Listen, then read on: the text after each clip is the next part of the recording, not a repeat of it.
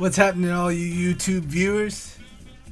And those of you returning, thank you very much for visiting I Paint Creatures here on YouTube. Another painting yokai video. I think this is number 4, but I'm just going to continue. And this is a long project that I've been working on for quite some time, since 2017. I'm recreating the yokai creatures that are from the Hayaki Yagyo, created by a poet and an artist from the 1700s named Toriyama Sekien. And you can get this book.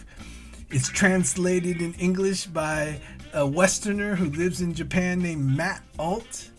And I basically got the book and used the Wikipedia, and I'm recreating these yokai creatures in my style. I'm putting them in the environments that Toriyama Sekien got them, because you got to remember, a lot of these yokai, they came from poems and stories, and they were employed. So there is no like Pokemon database of exactly who these yokai are. And who I'm painting right now is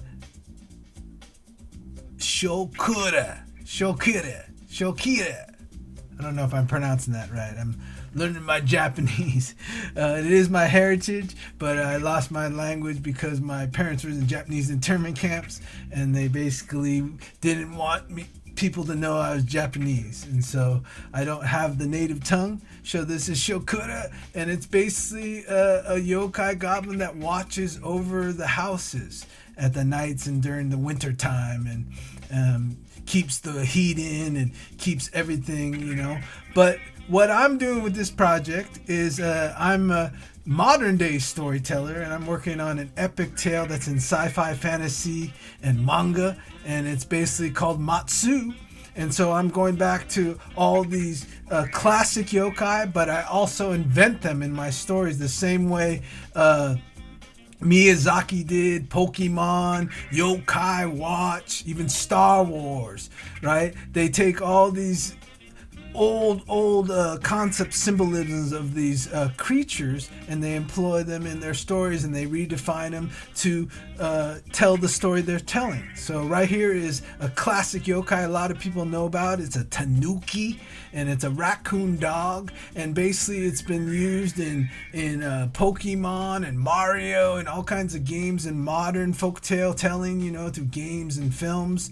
And this is my rendition of him, and I basically give him a tori on the top of his head, and a few other things like scrolls, and he's known to be the sake guy, but I bring him in my story, and if some of my stories are for children, I do what they did in Mario, make him a more fun tanuki creature. But anyway, I stream on twitch.tv, and I'm doing these special streams where I interact with the chat, and we talk all about these yokai, and we repurpose them and bring them into the 21st century, and make them more applicable for these times, this high-tech times, this time we have all this information. And so it's been an incredible project. I use ink, watercolor, mixed media. You see I'm using a hoo-hoo marker right there, and ink, and I use whatever it takes to basically get these done.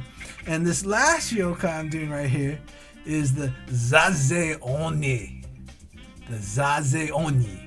And so basically the Zaze Oni comes from a snail and an old wives' tale, Japanese wives' tale, where the sparrows would dive into the ocean and become snails. So there's not a lot of information like there is on Pokemon and these new creature franchises, just enough in the symbolism, because you got to remember, all these creatures came from folklore stories. So a lot of them, that's why a lot of yokai is known on the web as ghosts and demons, but I paint creatures, and I tell modern folk stories, and I like to always give them a positive vibe, and more like DC and Marvel, superhero creatures. But anyway, this is part 4. Thank you for watching. Hit the sub, hit the subscribe, do all that good stuff, and I'll see you real soon. I Paint Creatures out.